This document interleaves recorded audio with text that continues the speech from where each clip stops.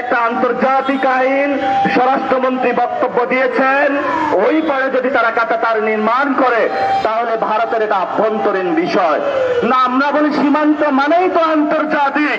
আপনি সংবিধান বুঝেন, সীমান্ত বুঝেন না, সার্বভৌমত্ব বুঝেন না। আমরা মনে করি এগুলা হলো ভুয়া সংবিধান বিশেষজ্ঞ। এখন ওখানে আমাদেরকে বলে যে আমরা কি সরকার বিরোধী, আর আপনার নামের দলই তো হলো জাতীয়তাবাদী। তাহলে তো যেই জন্য আজকে আমরা আন্দোলনে দাঁড়িয়েছি, সেই আন্দোলনটা তো প্রথমেই আপনার করার কথা ছিল। কারণ জিয়াউর রহমান আন্দোলন করেছিল, বেগম খালেদা জিয়া আন্দোলন করেছিল। উনি বলেছিল সার্বভৌমত্বের সাথে কোনো আপোষ করবে না। ওদের হাতে গোলামীর জিঞ্জির, ওদের হাতে দিল্লির জিঞ্জির। উনি বলেছিল আমাদের হাতে স্বাধীনতার পতাকা। তাহলে আজকে সেই স্বাধীনতার পতাকা কোথায়? সীমান্তে বুলন্ডিত হচ্ছে। আমরা ইনশাআল্লাহ আমাদের আজাদির লড়াই, বাংলাদেশের সার্বভৌমত্বের লড়াই জারি রাখবো। আমরা এখানে স্বল্প মানুষ দাঁড়িয়েছি।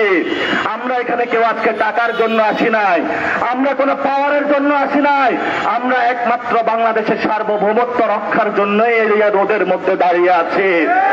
যেই কথাটা বলে শেষ করব, আমাদেরকে যেই তারা সবক দিয়েছে বাংলাদেশে নাকি সীমান্তে হলো মাদকের চালান হয়, চোরা কারবারি হয়, তাহলে স্বরাষ্ট্রমন্ত্রী কি করে? আমরা বলি যে স্বরাষ্ট্রমন্ত্রীর পকেটের মধ্যে ওই মাদকের পার্সেন্টেজ আসে। যদি মাদকের পার্সেন্টেজ না আসতো তাহলে স্বরাষ্ট্রমন্ত্রী মাদক কারবারিদের সীমান্তে কেন দমন করে না? সেই প্রশ্ন আমরা রেখে গেলাম।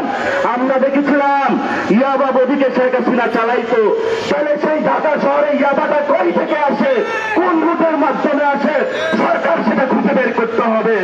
ঢাকা শহরে ফেন্সিডিলের বোতল কিভাবে আসে, সরকার সেটাকে খুঁজে করতে হবে।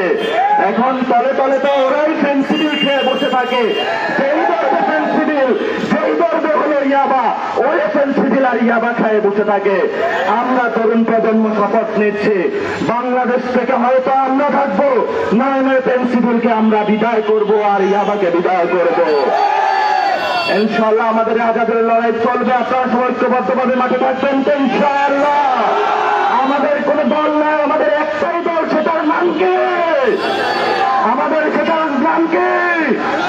আমাদের সেই দলের নাম হলো বাংলাদেশ, যে বাংলাদেশের পক্ষে দাঁড়াতে হবে। এখন আমরা এই রাজভাস্কর্যের সীমান্তে নিয়ে স্লোগান ধরেছিলাম, সীমান্তে মানুষ মরে, সরকার কি করে?